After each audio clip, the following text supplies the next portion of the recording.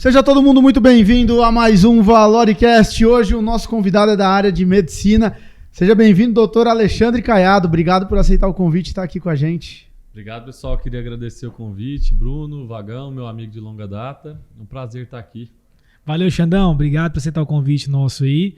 Pessoal, vamos lá para mais um bate-papo do Valoricast. Hoje o Xandão vai trazer para a gente aí muito conteúdo voltado para medicina, área de saúde. Eu acho que é do interesse de todos.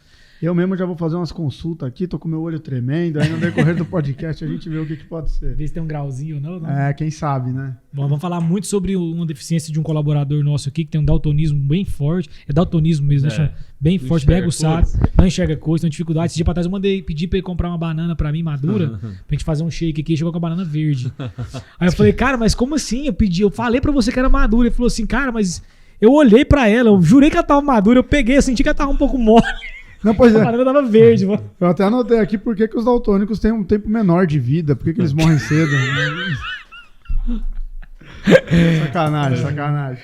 É bom demais. Mas vamos lá, cara, a gente tava falando sobre um assunto muito legal, até a gente interrompeu aqui o assunto, porque tava discorrendo muito massa esse bate-papo.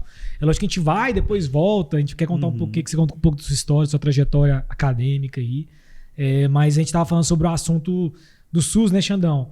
Da deficiência hoje que algumas cidades, né, interioranas aí encontram de atendimento, né? Você apresenta um pouco conta, você é oftalmo, né? Sua formação. Então, eu sou oftalmo, né? A gente terminou oftalmo já tem 4 anos. Então, eu formei em medicina, fui para Minas estudar em Araguari, 2008. Sendo 6 anos, eu voltei, fiquei um ano me preparando para residência médica. A gente sabe o tanto que é difícil hoje em dia a residência médica, com esse tanto de faculdade que vai surgindo. Às vezes a gente... É uma batalha nova, eu acho que é mais difícil que o vestibular a gente ingressar numa residência de qualidade. Então eu fiz oftalmologia, que são 3 anos. Nesses 3 anos a gente roda em todas as áreas. Dentro da oftalmologia a gente tem catarata, glaucoma, retina, plástico ocular, estrabismo. Então a oftalmologia ela é muito grande. Então, dentro da oftalmologia, você ainda escolhe um cantinho do olho para você estudar mais. Nossa, porque o olho é pequeno, parece, né? Os amigos brincam com... você fez oftalmologia, tem 2 páginas no livro, né? Porque o olho é tão pequeno. Então, assim... Alguns olhos são pequenos. Dependendo, vai então, assim, dentro da oftalmologia, a gente tem áreas específicas, né? Que a gente vai subespecializar para tentar levar uma subespecialidade. Então, hoje em dia, a medicina ela é muito pontual, né? Então, assim, tem catarata. Então, existem médicos que só operam catarata hoje em dia. Então, na minha parte que eu fiz oftalmologia com a parte com mais foco em retina, então são mais 2 anos. Então, a gente fica 6 para medicina, 3 para oftalmologia e 2 para retina. São 11 anos a formação. Então, a gente busca o máximo da especialização para tentar levar para o paciente melhor qualidade de tratamento. Então, assim... A oftalmologia ela tem vários segmentos que a gente tenta tratar, cada um faz sua área. Então, eu não mexo em plástico ocular, a gente encaminha. Então, a gente faz o que a gente mais está no dia a dia para tentar minimizar os erros dos pacientes e melhor tratá-los. Né? Você falou um termo, plástico ocular? Oculoplástica. Existe gente que quer mudar a cor do olho, não? Não. Existe isso, não? Para dar uma levantadinha, a questão de pitose. É mesmo? Então, assim, na oftalmologia, a plástica geral, né, o pessoal que faz cirurgia geral e depois plástica, né, cirurgião plástico, eles fazem também blefaroplastia, mas o oculoplástico, que é o oftalmologista que fez plástica, ele trabalha só com essa região da face. Entendi. Então ele fez uma cirurgia estética? Não, tem cirurgia funcional também. Às vezes a pele fica frouxa, às vezes os cílios ficam para dentro, triquias, e então existem, às vezes a pálpebra é caída, então não é só plástica, mas a especialidade chama oculoplástica. Bacana. Não sabia, Malu? Não. É muito específico, então a medicina ela e tem demanda para isso? Muita. É infinita. Você escolheu por algum motivo específico, retina? Então, dentro da oftalmologia, a gente vai tendo algumas referências, então a gente começa a ver o que mais a gente está familiarizado, a gente começa a ver o que a gente quer ou não quer. Então, assim, dentro da oftalmologia, você começa a ter mais contato com a área que você se identifica. Então, assim, tinha alguns professores que a gente... Dr. Alexandre Taleb, que é um pai para mim na oftalmologia, dono do Hospital de Olhos Aparecida, que eu fiz residência. Então, ele sempre fez retina muito bem. Dr. Marcos também, que é o proprietário do CBCO, que é um dos caras da UFG, Dr. Davi. Então, esses caras... O Dr. Marcos é o Dr. Marcos Alves. É, isso. Ele é referência no mundo isso, hoje. É um dos caras que a gente acompanhou e eu fiz fellow com ele. Então, a gente vê as pessoas tão grandes perto da gente, a gente... quero chegar a algum próximo, lógico que o Dr. Marcos é um cara, o Dr. Alexandre Taleb, o Dr. Davi são muito grandes, mas assim, você vê tão perto que a gente brinca que Goiânia é uma referência de oftalmologia no Brasil, então a gente não precisa sair para tratar. Às vezes a gente estava conversando sobre cirurgia, igual meu pai fez há um tempo atrás, que às vezes a robótica chegou para a parte de urologia há pouco tempo, tem 6 meses no máximo. E a gente, às vezes, teve que sair por conta de cobertura de plano, que aqui a gente não ia ter a cobertura. Então, na oftalmologia, a gente já tem grandes centros em Goiânia que você tem todas as subespecialidades com referências nacionais aqui em Goiânia. Cara, é interessante, né? Porque às vezes você olha, vamos supor, para Goiânia e você vê sei lá, o Einstein mesmo ali. Então, você tem várias especialidades lá dentro. Aí depois você vê o Hospital Santa Helena, várias especialidades lá dentro. Você vê várias clínicas, né? Só que, cara, quando você para ver os hospitais de olhos, eles são muito grandes, né? Isso. E é só de olho. Aquele Instituto Pan-Americano da Visão lá na T8, ele é gigantesco, né, cara? E outros, CBCO. São vários, o VER, então são vários hospitais. O Hospital de Olhos Aparecida, onde a gente trabalha. Então, assim, são vários centros que às vezes a gente vai em Rio, São Paulo, a gente não vê uma estrutura tão grande. O próprio Serof é uma das maiores áreas construídas na parte de oftalmologia. Então, assim, Goiânia, para essa área de oftalmologia, a gente está muito bem assistido. Legal. Então, assim, a gente vê o Serof, que é o Centro de Referência em Oftalmologia, a Fundação Banco de Olhos. Então, é uma estrutura muito grande com ensino, com fellow. Então, a parte de respaldo da parte... A gente estava conversando aqui, uma amiga me ligou atrás de uma opinião que a irmã descolou retina. Então, você vê que toda hora tem alguma coisa e a gente... já sabe que aqui em Goiânia você vai resolver tudo. Você não precisa sair. Legal. Mas deixa eu te falar, as pessoas vêm, eles, da mesma forma que nós buscamos ajuda fora, às vezes um profissional mais qualificado, em alguma área específica, as pessoas vêm de fora para Goiânia para tratar a parte de visão? Goiás drena muito norte e nordeste, né? Assim, paciente Tocantins, paciente...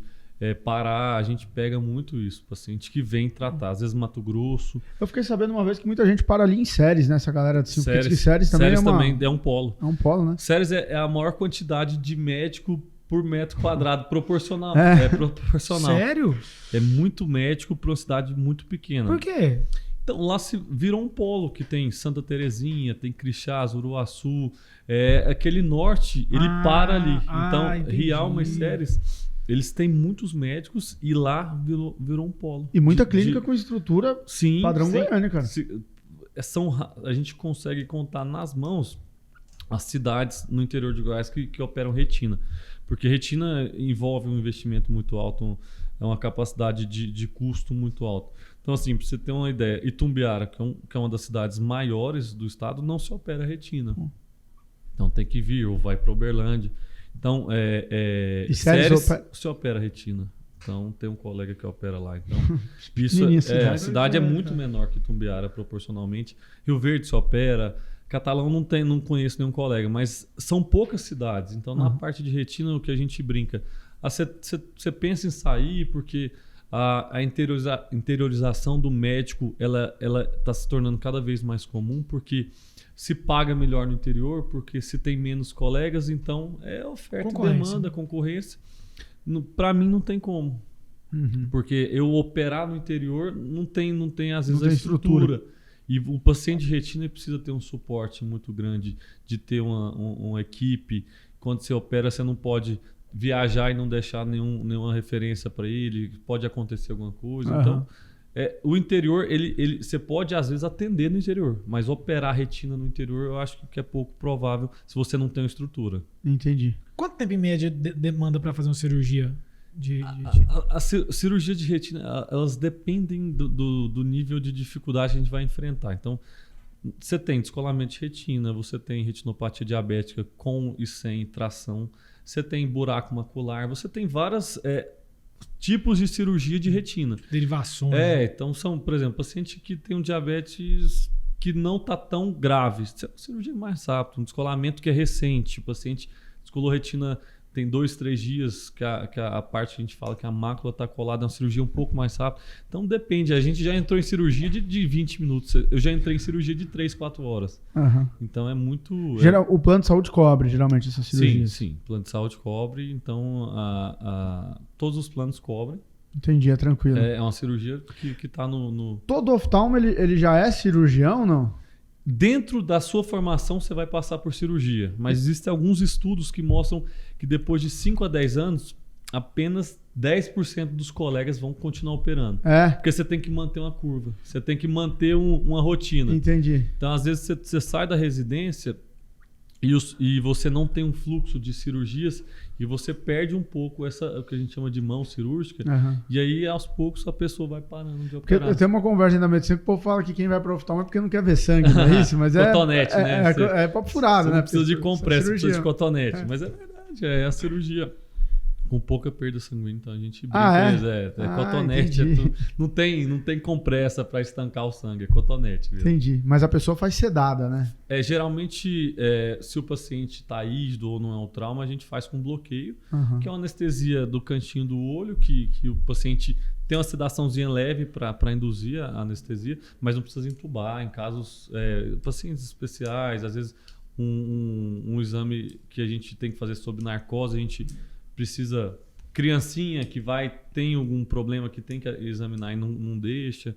Então aí você dá uma sedada melhor. Às vezes um trauma, o paciente furou o olho. Esse tipo de anestesia não pode ser feito. Aí tem que entubar. Então, mas ambulatorialmente, assim, igual a gente fala, olhou, vai operar, a gente não precisa fazer. Catarata a gente pode fazer com colírio, com anestesia local. Entendi. Legal. Então, a gente pode, às vezes, fazer só com anestesia tópica. Dependendo do tipo de cirurgia, você não precisa nem de fazer esse tipo de anestesia, que é um pouco maior. Bacana. Qual que é a pergunta aí, Yurizão? Como é que funciona aquele colírio lá que dá aquela sensação de você estar de olho fechado?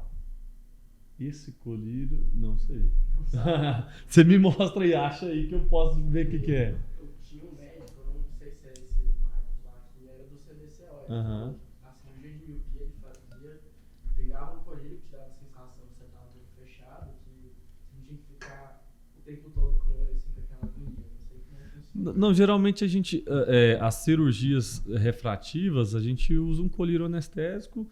Esse aí depois você vai olhar para mim aí para eu tirar essa dúvida, mas Ele tem uns 4 anos. Né? Entendi. Conseguir o contato dele vai ser difícil. Acho que ele foi pegadinha. Acho que foi pegadinha. Te dobraram. Deixa eu te falar aqui, a gente falou, tipo assim, cara, de caráter de correção, né? O problema já existiu, você operou e tal. E o caráter preventivo? Hoje a medicina oftalmo, ela prega muito isso, educativo, preventivo. Como é que vocês trabalham isso hoje? Então, eu acho que assim, da parte oftalmológica, a gente tem algumas doenças que a gente tem que fazer a prevenção, principalmente o glaucoma. Glaucoma é uma doença que no início dela a gente não tem sintoma. O que é o glaucoma? Nada mais é que o aumento da pressão, que a gente não sente nada e começa a machucar o nervo óptico. E a visão, o campo de visão vai caindo. Então, o paciente ele pode ter 100% de visão até estágios muito avançados. Por quê? A visão vai comendo lateral. Então, quando você vai perdendo, às vezes... Ela é de fora para dentro. Você não percebe. Você não percebe. Às vezes é um paciente idoso. Você vai se acostumando, né? Isso. E como é que é feito a rotina? Você ir no oftalmologista. A gente medir a pressão, a gente vê como é que está a sua escavação, que é o nervo óptico. Isso é a prevenção. Porque o glaucoma, quando perdeu, não volta. Então, se você não foi, não tem como. Você chegou atrasado, acabou. Mas você pode interromper. Isso, por isso a prevenção. A partir dos 40 anos, a gente fala que é natural o paciente ter... Eu digo assim, você está com o campo de visão afunilando ali. Aí você só vai conseguir manter. Você não consegue voltar. Mas você mantém ele. Se Deus quiser. Você não melhora, você para de piorar, né? Imagina, são fibras nervosas. Você seccionou ela, você perdeu. É igual uma pessoa que teve um trauma. A pessoa que bateu a coluna, perdeu o movimento, Sim. Não vai voltar a andar. Aham. Então, assim, às vezes ela tem um inchaço e volta, mas comparando. Então, quando você perde nervo, fibra nervosa, você não volta a enxergar dessa parte. Então, se você chegar muito atrasado, a gente não consegue, porque o glaucoma ele é tratável como? Com colírio, cirurgia, mas se você chegar muito tarde, o seu prognóstico é muito ruim. Então, a prevenção é você ir anualmente de forma contínua para você. Teve alguma alteração? Não, peraí. Sua pressão está alta, vamos fazer alguns exames, vamos começar a usar colírio. Agora eu preciso te ver em 6 meses, em 8 meses. Nesse período, a gente vai te acompanhar se você tiver alguma intercorrência, mas nesse período a gente sabe que sua pressão com aquele tratamento tá satisfatória, a gente não vai progredir. Do que chegar lá na frente, igual a gente estava falando de diabetes, falando de alguns temas que a gente pode abordar, trazer alguns colegas. A retinopatia diabética é uma das principais causas irreversíveis do mundo. Então, qual que é o principal tratamento para a gente não ter retinopatia diabética? É o controle em casa. E às vezes a gente que trabalha com SUS também, a gente trabalha com residente, eu sou médico voluntário também no Serof, na parte de fellow, a gente tem aluno no Serof, aluno no Hospital de Olhos, Aparecida. Então a gente vê o tanto que chega paciente em estágios críticos, avançados. A gente operou essa semana passada uma paciente de 30 anos, praticamente cega, de retinopatia diabética, fazendo diálise. 30 anos. Nossa. 30 anos. Então a pessoa, a criança com diabetes tipo 1, ela tem muito tempo de vida. E o tempo de doença vai interferir no prognóstico dela. Então você chega aí com 30 anos, a gente conseguiu salvar um olho sem cirurgia, o outro a gente teve que ir para uma cirurgia muito grande, com um prognóstico muito ruim. E se ela já tem insuficiência renal, ela já está presa numa máquina de diálise. Segunda, quarta e sexta, Ela tá fazendo diálise. ela tem que estar lá. Aham. Então a pessoa que tem diabetes, às vezes ela chega, mas eu não sinto nada. Aí tá lá com a glicemia média de 300, 400. Você vai perder o pé, vai perder o rim e vai perder sua visão. Você vai ficar preso numa máquina de diálise, você não pode tomar água quando você quiser, você não pode viajar porque você tem que fazer diálise. Você não pode enxergar porque você não tem condição de chegar em lugar nenhum. O diabetes acabou com a vida da pessoa. Corta pode essa acabar. parte aí pra mim, pra eu mandar pra minha mãe, por favor. Eu quero que ela Não, mas pegue isso aí mesmo. isso que é o que Tem diabetes? Nesse jeito aí, de 300, 400 a glicemia dela. O que a gente tem que conscientizar a população é que a prevenção sempre é o melhor caminho. Não adianta você infartar e querer ir lá resolver na hora. Não é melhor você ir no cardiologista, tem uma obstrução, vamos tratar agora e a gente evitar Cara, algo mas é difícil, fulminante. né? Porque culturalmente é muito resistente. Então, O povo é muito resistente. demais. cara. Isso que... Muito demais. resistente. E porque, na verdade, se você pegar assim, o povo mais antigo tem mais resistência, né? A tendência é que as pessoas vão ficando mais esclarecidas, né? E vão ficando mais adeptas a isso aí. Cara, eu hoje, se me dá uma dor de barriga, qualquer coisa que me dá, cara, eu quero ir no médico. Sério. Eu não pestanejo, cara. Eu não penso duas vezes. Eu também não tenho pra ir dó, no não. médico, Cara. Eu não vou tenho dó, mesmo, não. cara. E eu faço Plano tá check-up também. pago, você tá pagando caro pra aquilo ali, É. bicho. Tem que usar mesmo. Eu sou medroso, eu vou morrer de velho. A prevenção, eu acho que assim, e por isso a importância do podcast, vai multiplicar a informação que vai ser A intenção é compartilhada. essa, levar informação. Levar mesmo, informação, porque se eu tô aqui, se a outro colega vai vir aqui, às vezes uma pessoa chama, nossa, mas a gente às vezes faz diagnóstico de paciente com fundo de olho.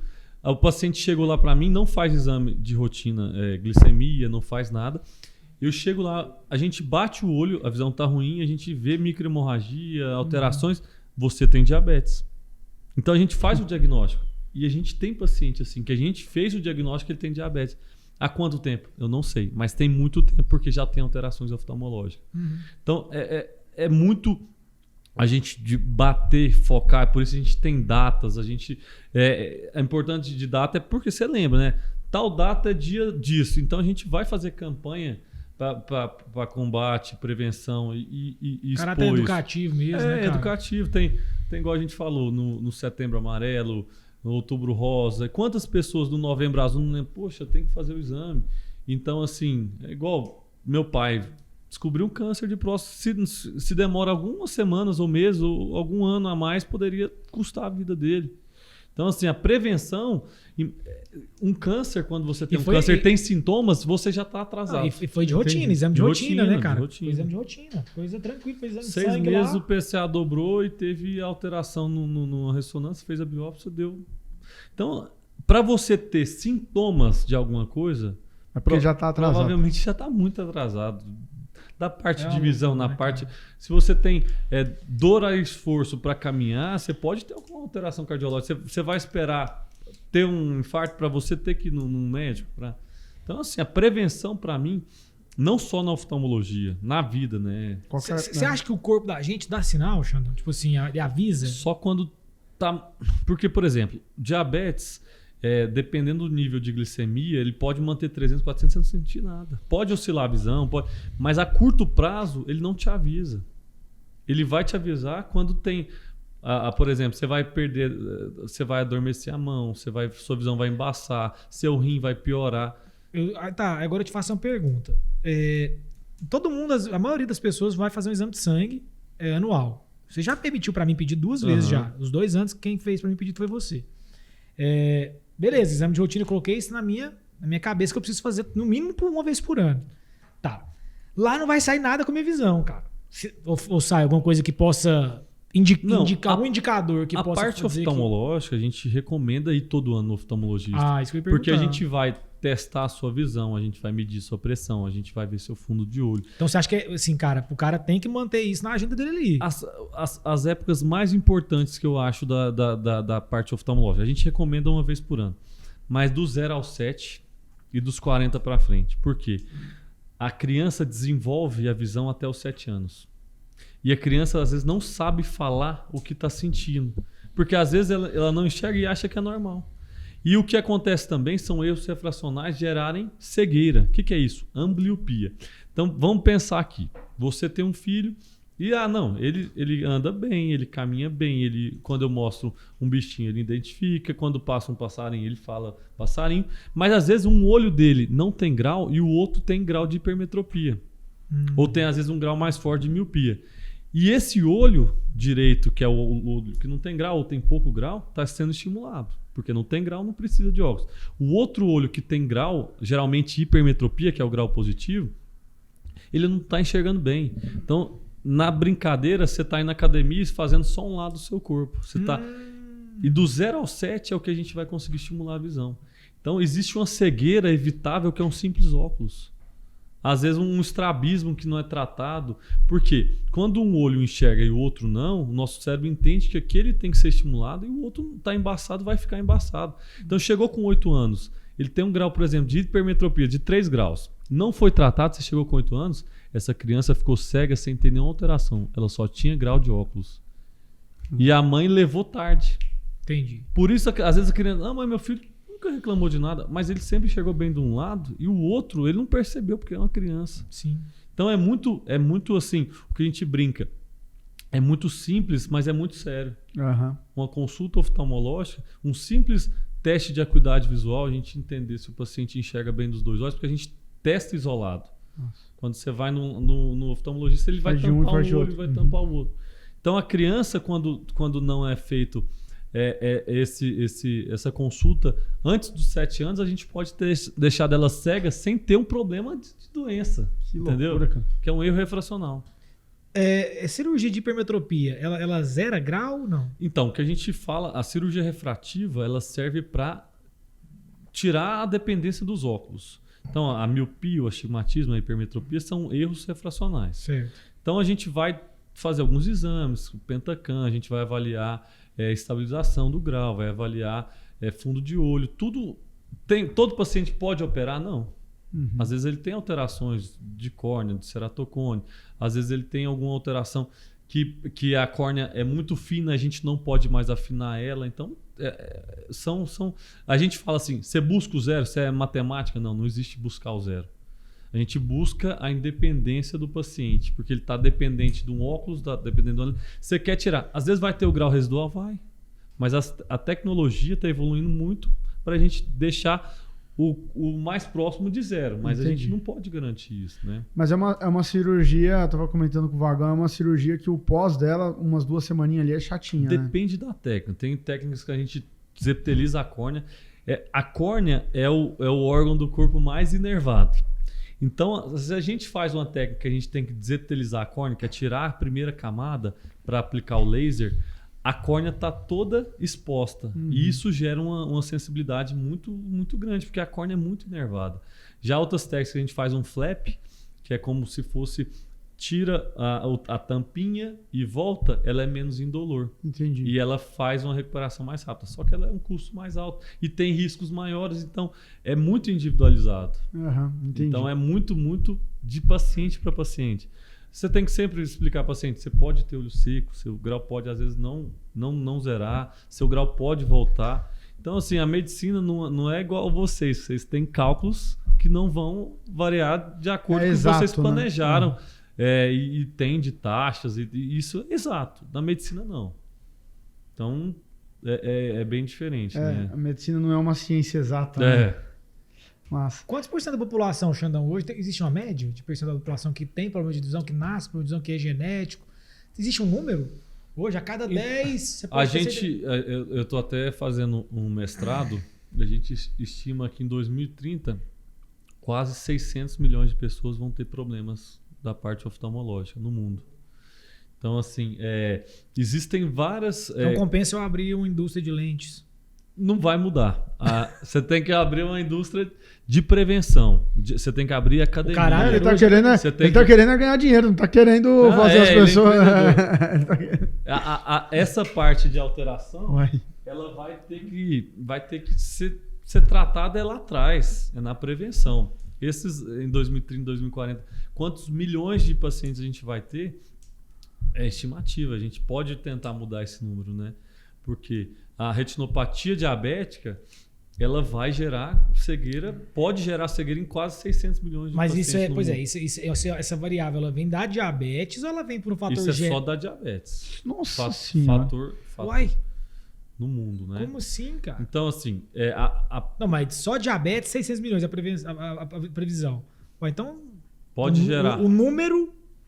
que pacientes são diabéticos que vão poder ter problema com isso. Não, né? eu digo assim, então o número é muito maior. Porque o número total, né? Sem ser só diabetes. Porque eu estou te perguntando assim, quantos por cento das pessoas, com todos os fatores genéticos, etc., que desenvolveram? A questão que a gente tem que pensar, existem cegueiras reversíveis e cegueiras irreversíveis. As cegueiras reversíveis, a principal causa de cegueira reversível no mundo é a catarata. Igual a gente brinca com os pacientes. Você quer ter catarata? Eu não, Você tá errado. Porque quem vai ter catarata é quem vive. Catarata é igual cabelo branco. Só vai ter quem vive. Okay. Então a gente brinca com o paciente que todo mundo quer. Eu quero ter catarata, porque eu quero viver. Então quem não tiver catarata, morreu sim. Então a catarata a gente brinca que é igual cabelo branco. Então é uma cegueira. Quantos anos? Geralmente a partir dos 60 se inicia a catarata. Então, falta muito ainda. Então todo mundo. Wagner tá quase. Então, assim, existem causas de cegueiras reversíveis, que a catarata é a cirurgia mais realizada no mundo, a cirurgia de catarata. E existem cegueiras irreversíveis, como o diabetes, o glaucoma. Catarata é a carnezinha. Não, a catarata é a alteração interna do cristalino. Aquela carninha externa é o pterígio, que lá não causa cegueira. Geralmente, pode causar cegueira se você deixar crescer demais, tampar sua visão e ficar uma alteração importante. Entendi. Mas então, existem essas alterações, a gente quantifica. Então, cegueiras reversíveis é natural, porque a população a expectativa de vida do mundo está aumentando. Então, quanto mais você viver, mais catarata vai ter. Entendi. Isso tranquilo. Agora, agora o mundo também está mais sedentário, o mundo está mais voltado a fast food, o mundo tá diminuindo, todo mundo tá bebendo mais, comendo mais, todo mundo, fazendo menos atividade física, então tudo isso vai refletir lá na frente, cara. Xandão, uma pergunta. Existe alguma relação aí agora pós-pandemia do Covid afetar a visão das pessoas? Sim, o Covid tem algumas alterações, a gente está estudando sobre isso, tem alterações no nervo óptico, na retina, mas também tem algumas alterações que são bem mais simples, que a gente fala, mas às vezes os pais não acreditam. Que é o excesso de tela na pandemia gerou uma pandemia de miopia. Olha que loucura. Então, o que tem Fica em casa e fica vendo TV o dia inteiro, celular. celular, tablet, computador, aula online. Então, o estímulo da visão para perto gera miopia mais fácil. Uhum. Então, a gente vive um surto de miopia, que a miopia é a dificuldade de enxergar de longe. Mas a criança, às vezes, nem percebe que está enxergando mal, porque a vida dela está no tablet, está no computador, está na televisão, que às vezes está mais próximo. Então, assim, a gente pega todo dia criança com miopia. Eu já peguei criança com 4 graus de miopia e nunca tinha ido no oftalmologista. E o pai fala, meu filho está tirando nota ruim na escola. Ele senta lá na frente, mas mesmo assim ele tem que ir no quadro, a professora fala. Então, uma avaliação simples vai mudar a vida dessa criança. E também focar. Criança até 2 anos de vida não pode ser exposta a tablet, computador e celular. Ah, é? É. Então, isso é protocolo. Então, por quê? Porque a gente sabe que isso vai acontecer. Você vai facilitar a criança a ter miopia. Então, a miopia é um erro refracional? Sim, mas se precisar, se for para evitar, é melhor não ter miopia, com certeza. Lógico, né? Cara, eu não sabia disso não, porque tem demais criança com menos de 2 anos. Não, demais normal, tem. A mãe, o pai deixa pra normal. dá sossego, né? Toma, pintadinha lá e tchau. Isso a gente fala em toda consulta, a gente fala no teste do olhinho, que não pode. E quando pode, tem que ser... Porque assim, hoje o celular, o computador é uma fonte de informação. Então a criança às vezes já tem que estudar para buscar, fazer a tarefinha, dependendo. Algumas escolas já têm via celular, computador. E foi Sim. isso na pandemia, né? E trouxeram... A pandemia também ensinou muita coisa pra gente, mas trouxe muita coisa ruim, né? Tipo, a criança hoje em dia, você fala assim, você joga bola, você anda de bicicleta, às vezes a criança, não, é só no celular. E isso lá na frente vai ter reflexo, né? A miopia tá cada vez mais comum na população.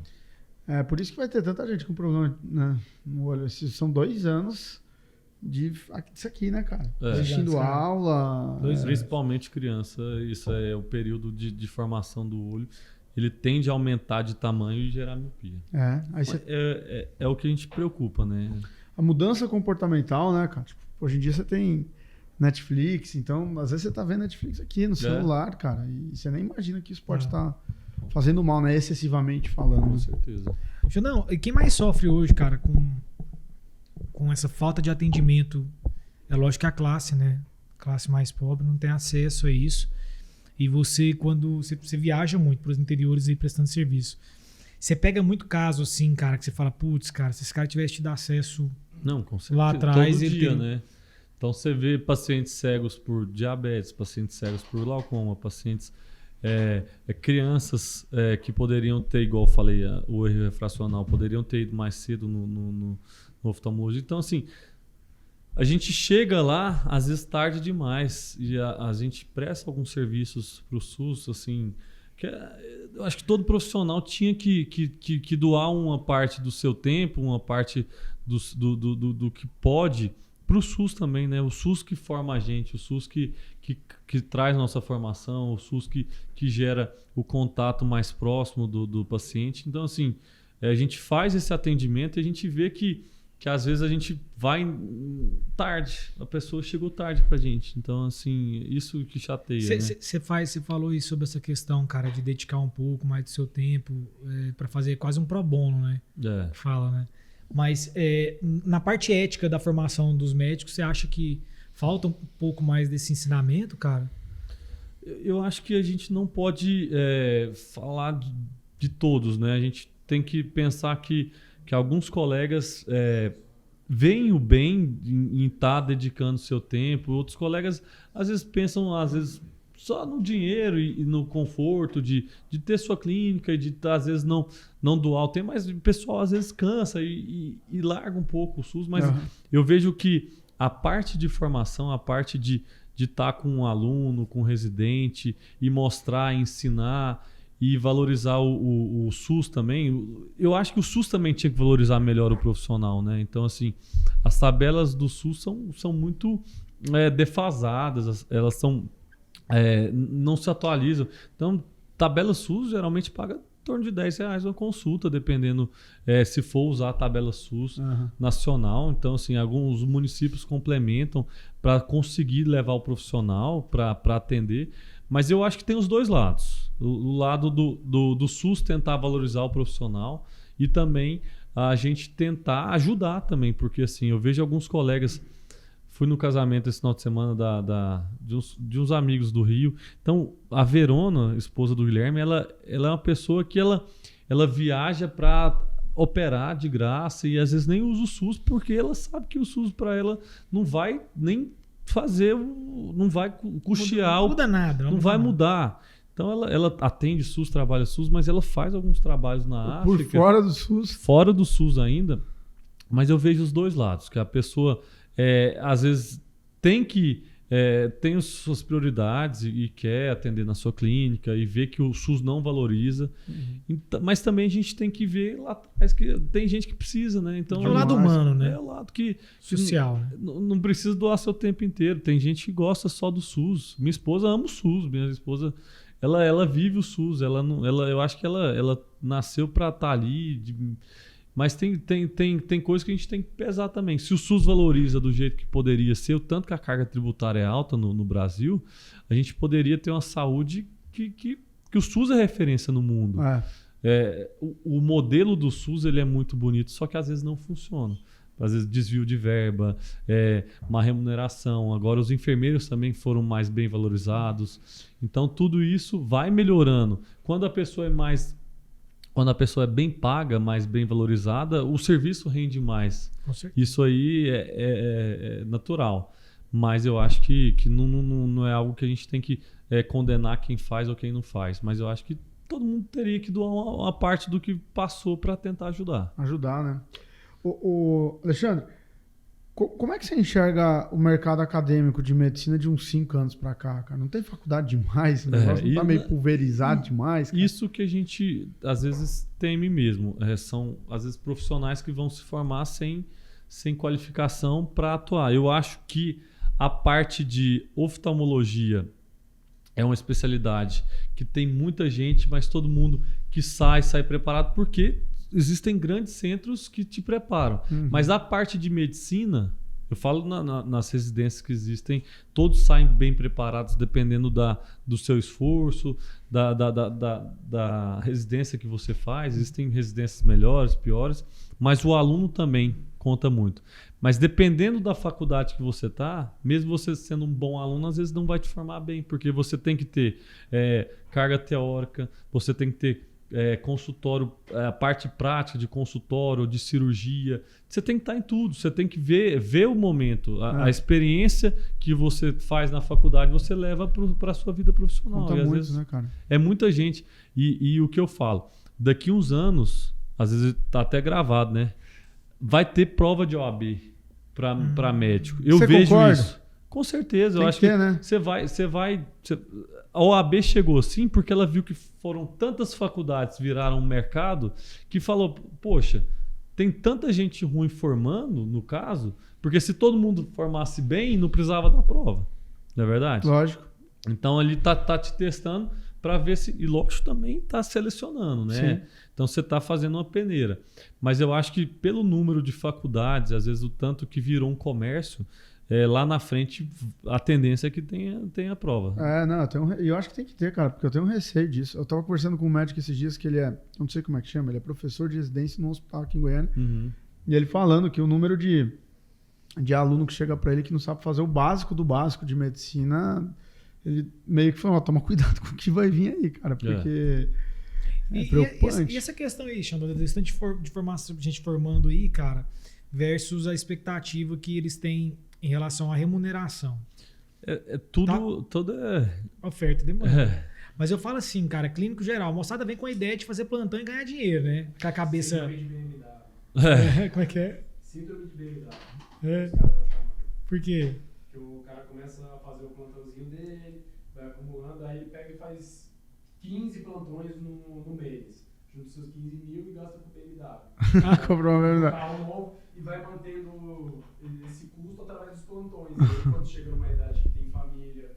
Não dá conta mais? Não dá conta de fazer esses plantões, acaba se perdendo na renda O que eu acho é que às vezes a pessoa que começa já querendo trabalhar demais para manter às vezes começar uma carreira que ele teria que começar com, às vezes, tentar parar, estudar, fazer uma residência, se especializar melhor, ele vai tentar ganhar mais dinheiro agora. E aí isso lá na frente não tem como. Você, por exemplo, uma residência vai te pagar um valor 2, 3 mil, não sei o valor que está hoje. Você vai ficar dedicado 2, 3 anos que seja, e lá você sabe que você vai fazer um plantão extra, mas sua carga horária é muito alta. Você não consegue começar um padrão de vida muito alto, porque você está estudando. E aí, lá na frente, você vai viver ao contrário. A pessoa que está ganhando muito no começo, às vezes vai ser a pessoa que não vai conseguir imprimir a mesma quantidade, força de trabalho, para lá na frente a pessoa que estudou agora e se dedicou e ralou e abriu mão de ganhar, como ela é especialista, o preço dela é melhor. Você sendo especialista... Fora que você escolhe seus horários, você monta tudo sua isso. agenda. Você pode ter o direito de se organizar melhor, porque você, como especialista, você presta um serviço melhor, você Perfeito. cobra mais. Perfeito. Então, essa é a curva, né? Quem ganha agora não vai ganhar tão bem depois. Por quê? Vai aumentar o número de profissionais. Que vai estar fazendo a mesma coisa que você, já que a barreira de entrada é menor, Então, né? Plantão. E os médicos, hoje em dia, eles têm um valor, mas que pode cair muito. Porque as grandes empresas estão comprando os grandes hospitais e eles não estão lá a favor... não falo a favor ou contra ninguém. Eles estão lá para ganhar dinheiro, eles né? são empreendedores da parte... Eles não querem valorizar o profissional. Uhum. Se você tiver 1.000 médicos e 1.000 plantões, beleza, você não tem. Mas se você tiver 100 plantões e 1.000 médicos, a grande parte vai ficar fora. Isso. Então, se você cai o valor, às vezes você consegue até... Então, se antigamente você tinha muito mais lugar para trabalhar do que hoje em dia. Quando eu chego da plantão e você via o dia inteiro o pessoal procurando. Hoje em dia, às vezes, é o contrário. Você tocou num ponto muito interessante. Eu tenho uma visão, não sei se você concorda ou não. Eu acho que assim, muita gente acaba indo para a medicina só por conta do dinheiro, né? Assim como tem no direito, na engenharia. Só que eu acho que a medicina ela ainda é um curso, talvez o único do Brasil, que você pode falar, não, se eu entrar... Eu não vou passar fome, eu vou ganhar dinheiro. O pessoal né? fala mesmo. Só que eu acho, cara, que isso tem prazo de validade. Eu acho que assim, a pessoa que entra em medicina hoje, ela ainda vai ter uma renda boa. Mas daqui 5, 10 anos, justamente por isso que você falou, pelo tanto de médico que está sendo inserido no mercado, ou que vai ser inserido no mercado, medicina vai parar de ser essa garantia, cara. Vai ser que nem um direito, uma engenharia. Eu estava conversando com uma amiga esses dias para trás, semana passada, na verdade. Até amigo em comum nosso. E a esposa dele a gente estava num churrasco, a esposa dele saiu. Aí eu falei, onde ela tá indo? Ele falou assim, não, tá indo da plantão. Eu falei assim, é mesmo, cara? Pô, chave, assim, bom, né? Mas canseiro, final de semana, sabadão, né? Pegou a desprevenida aqui, tu vai dar um plantão. Tá.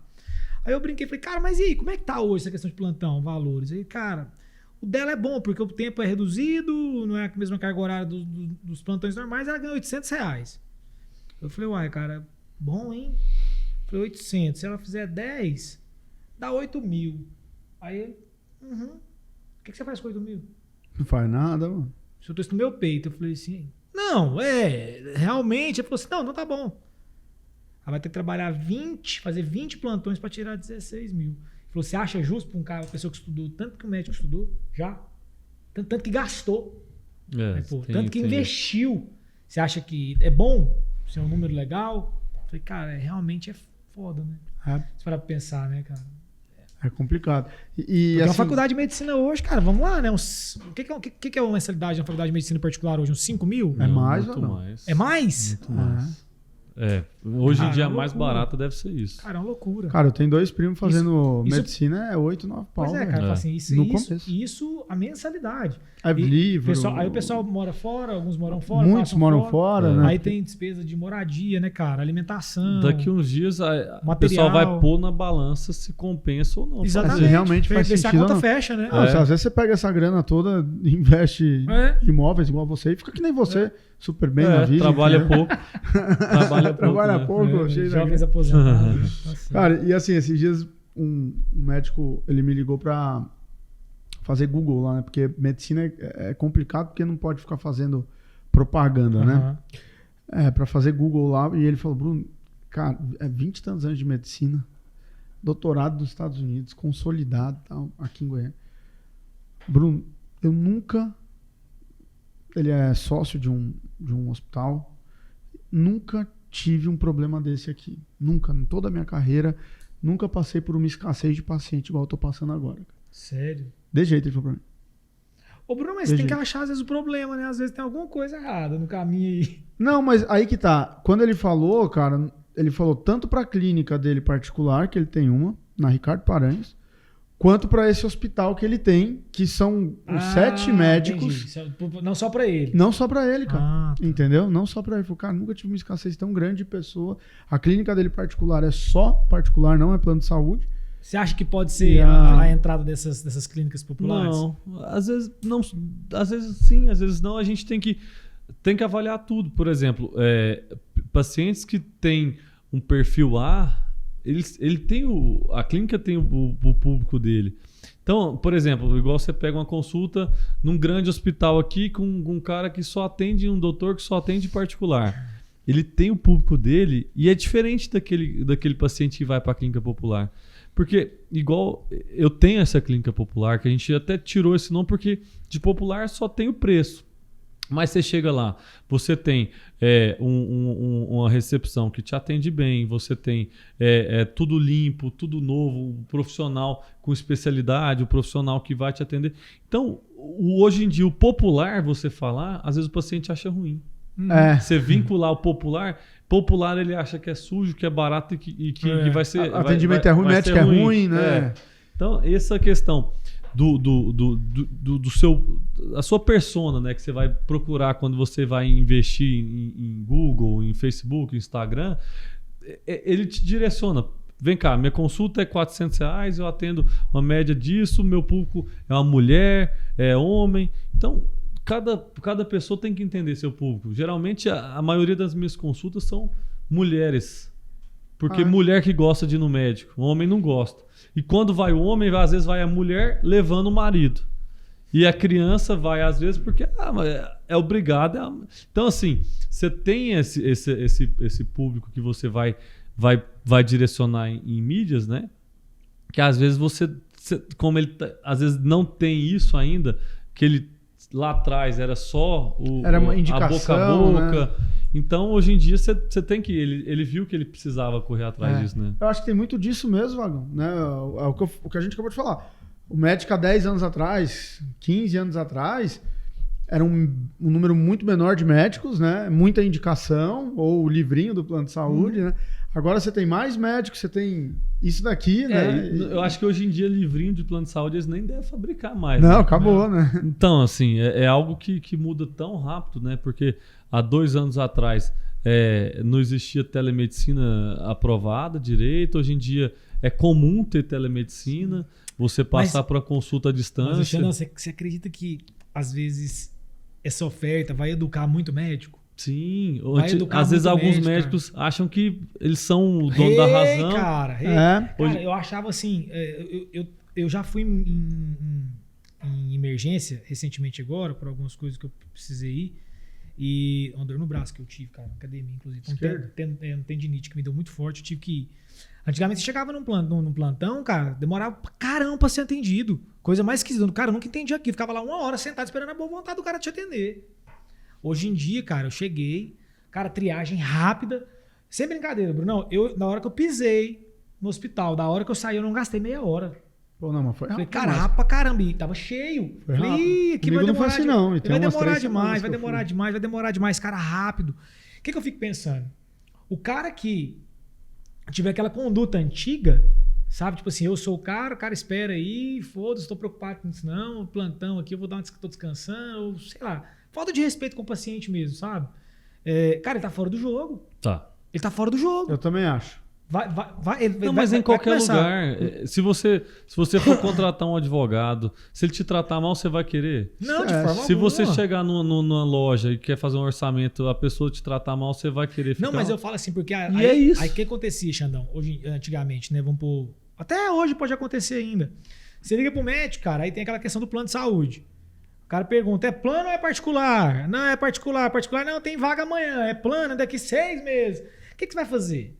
Primeira coisa que você vai fazer, você vai ligar para um amigo seu que é médico, vai perguntar para ele assim, cara, você tem alguém para me indicar que me atende? Atende Unimed e me atende hoje? Pera aí, eu vou te indicar, vou dar um jeito para você aqui.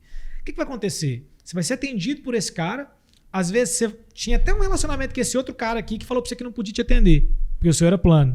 Você queria ir nele, mas você vai ser fidelizado pelo outro. Vai começar a acontecer isso aqui, cara, porque vai ter oferta e vai ter cara à disposição para poder te atender de imediato. Você concorda comigo ou não? Tudo depende, assim, também de empatia. Às vezes a pessoa mesmo... Porque o paciente que quer na hora, ele tá com um problema que tem que ser resolvido. Sim. Então, se aquele médico não vai te atender, mas é o meu médico, você vai ter que caçar um jeito, né? Às vezes seu problema não pode esperar 6 meses, não vai poder. Então, eu acho que é um pouco diferente a gente pensar essas duas coisas, igual o exemplo que você deu desse colega que te procurou. Às vezes a questão de se atualizar, isso tem que acontecer, o médico tem que atualizar não só da parte acadêmica, ele está sempre mudando o protocolo, mudando a questão de conduta e tratamento, mas mudar também, às vezes, a percepção dele do mercado. O mercado, ele pode te engolir. Perfeito. A parte de você não ter um WhatsApp para responder um paciente. Não, aqui sempre foi telefone e a gente vai ligar. Hoje em dia é difícil atender o telefone. Sim. Se algum número te liga, você fala, ixi, é cobrança. Então, às vezes, qualquer coisa que a gente não acompanhe, desde a pessoa, às vezes, tratar a pessoa bem, que isso aí, para mim, é de família, é de casa, de berço. Isso. Às vezes as pessoas, ela é seca, ela é... Não, se você tá lá no médico, você tem algum problema. Você quer resolver alguma coisa. Então, o primeiro passo é empatia. Às vezes, o médico que não tem empatia, ele vai sair do mercado. Esse precisa. A pior coisa que tem Em qualquer lugar, que você seja... Desde a sua secretária, a sua recepção, da pessoa que está com você, ela tem que passar empatia e segurança para o paciente. Demais. Não adianta você chegar lá, a pessoa que é o braço da clínica, que é a sua funcionária, chegar lá e fechar a cara, tratar... A pessoa já não... Principalmente em hospital, né, cara? Equipe de enfermagem, né? Todo mundo. Isso aí eu acho que é fundamental, não só o médico se atualizar. Ele receber o paciente de uma forma melhor. Com certeza. Quando não... Eu acho que a gente, hoje em dia, você não forma só médico, você forma pessoas que, na formação que a gente tem, você vê a diferença.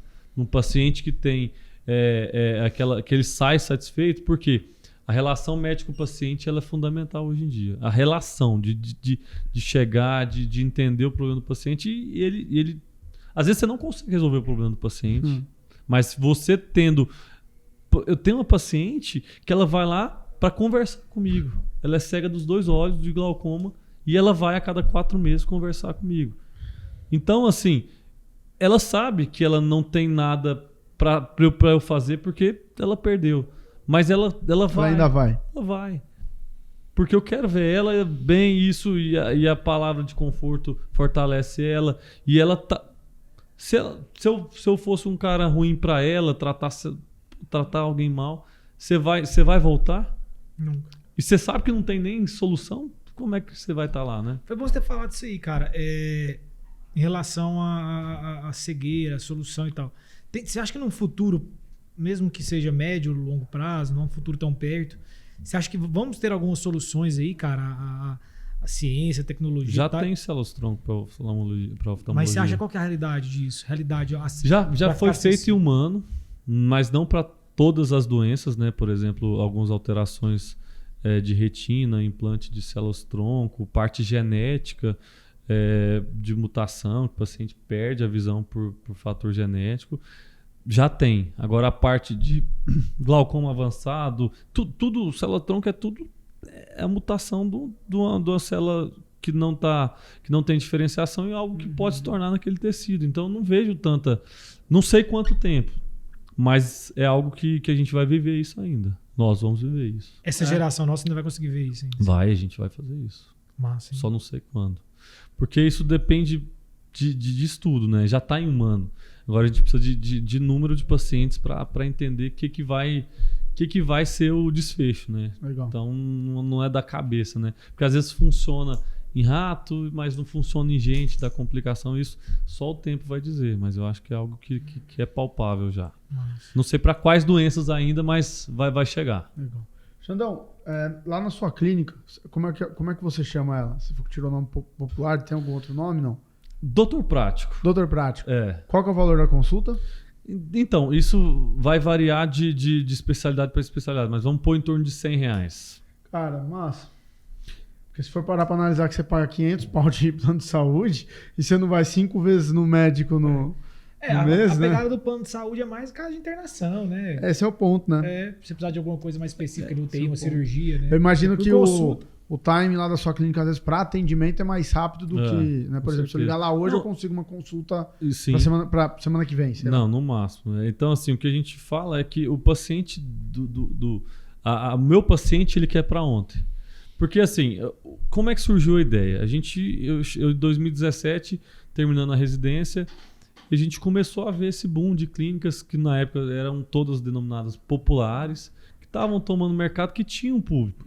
Porque o público da clínica popular, que é essa clínica com preço acessível, é aquela pessoa que tem uma condição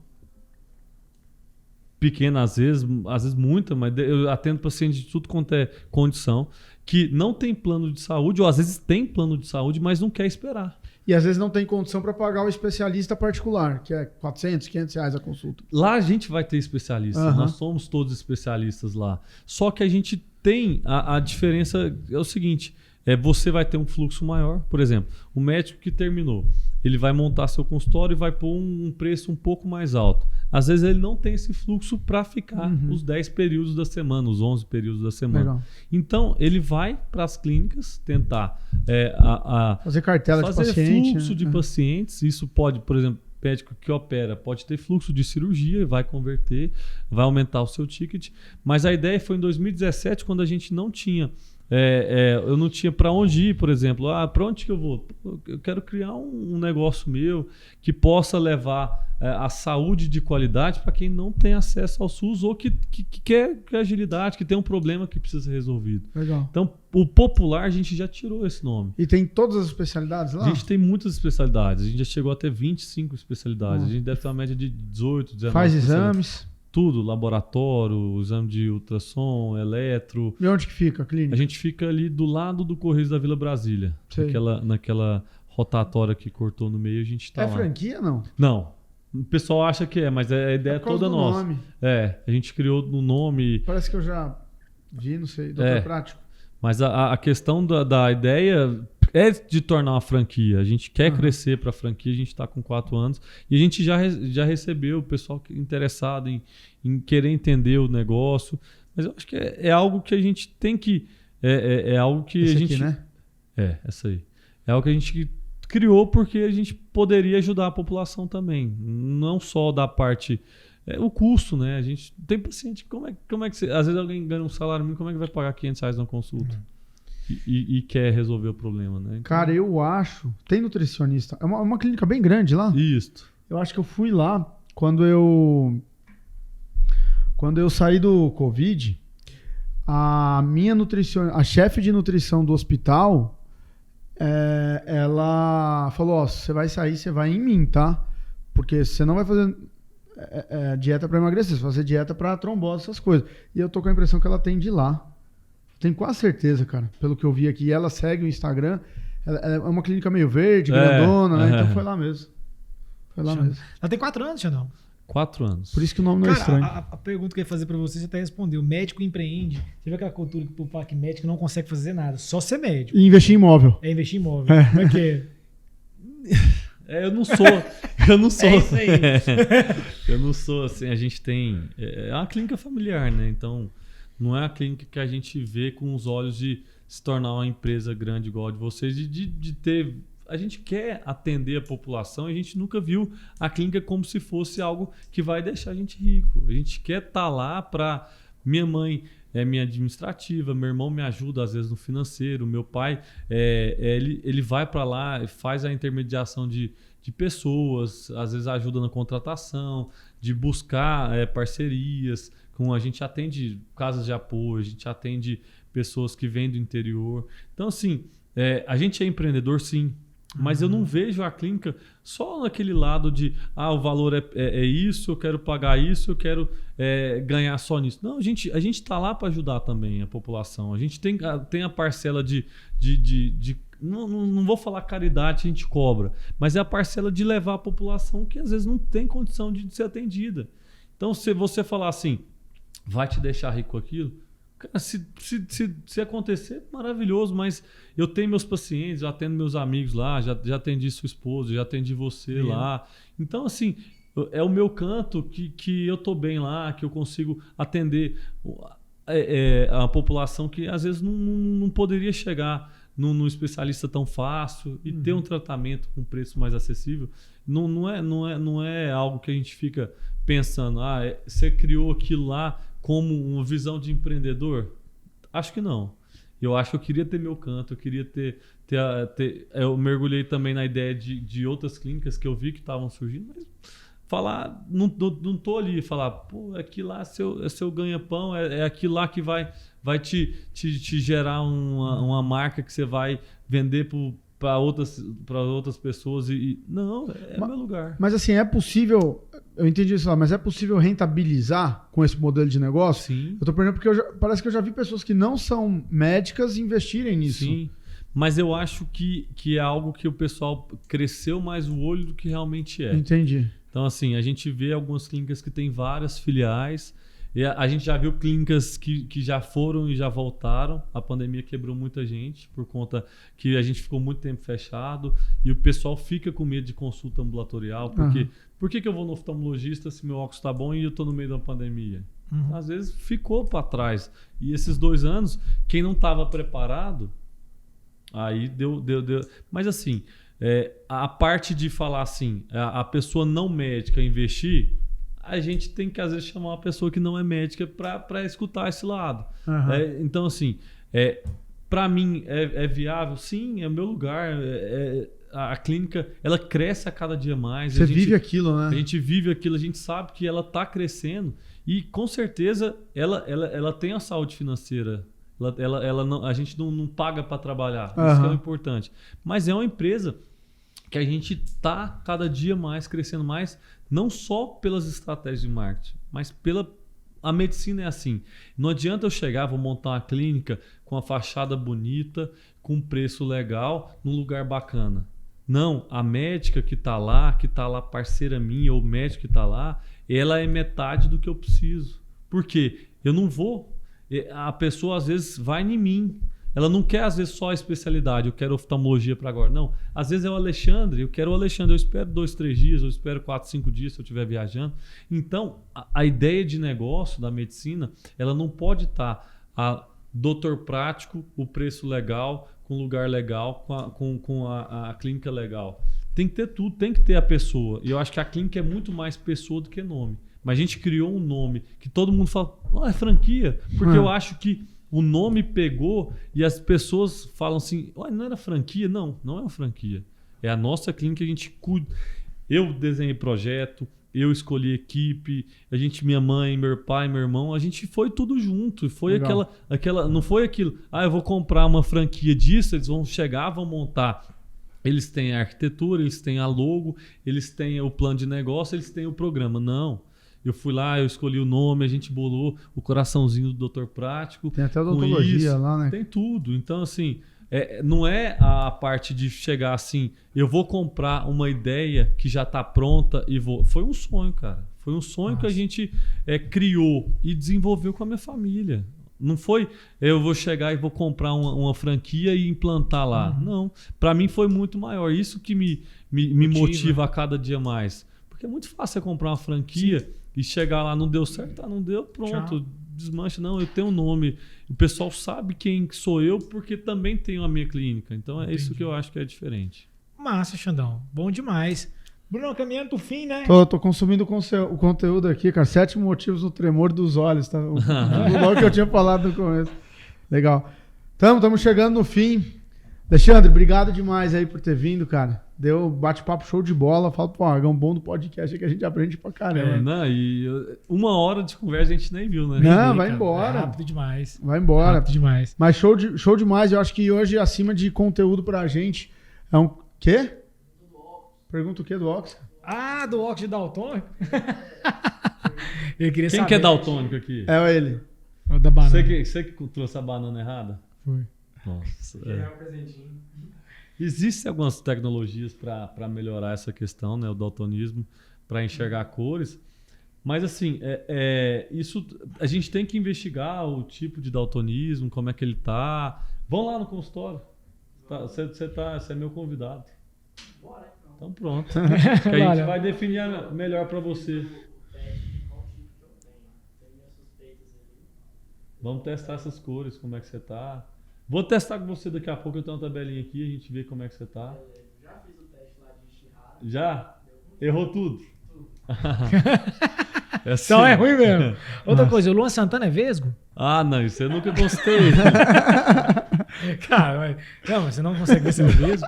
Não, assim, a questão do estrabismo, vai. É A questão do estrabismo é, às vezes a face dá uma falsa impressão, o pseudoestrabismo por conta de uma prega epicantal. Então quer dizer que meu olho é pequeno, às vezes é problema com coisa só da Não, face. e às vezes a gente vê um estrabismo em criança que não é. A gente examina, a gente tem alguns testes e a gente vai fazer alguma oclusão, vai estimular para ver. Porque às vezes a prega do cantinho dá uma impressão que o olho é mais para dentro e isso dá uma... Entendi. Então, assim, a gente... O olhar técnico, a gente não pode falar tem ou não tem sem... Entendi. Quem tem um olho maior enxerga mais de longe? Como é que é? No seu caso, olhos de águia, mano. Olho de água. É zoiudo demais, né, Zoiudo. Não tem nenhum grau, cara. Zero. enxerga tudo. Até o que não precisa. É só Saúde ocular é só do cara a é estética boa. dele que é ruim, mas Vê muito. Saúde ocular é boa. Xande, valeu, obrigado. Obrigado, pessoal. Valeu demais por prazerzão. aceitar nosso convite aí. Bom vir demais você depois, ter vindo hein? aí, cara. Vamos vir mais. Vamos Acho que mais. tem muito recorte aí pra gente usar como conscientização da galera, vai ser Isso aí. importante, Boa, né? boa. Combinado. Pessoal, valeu demais aí por acompanhar. Acompanhem, né, também esse episódio do Valoricast. Com certeza vai ser de muito aprendizado para vocês. Prevenção, cuidem-se. E é isso aí. Valeu. Depois perguntem aqui como é que foi o caso do Tonton, se ele tá usando o óculos ou não, a gente vai acompanhar aí. Valeu, até a próxima. Tchau, tchau. Valeu.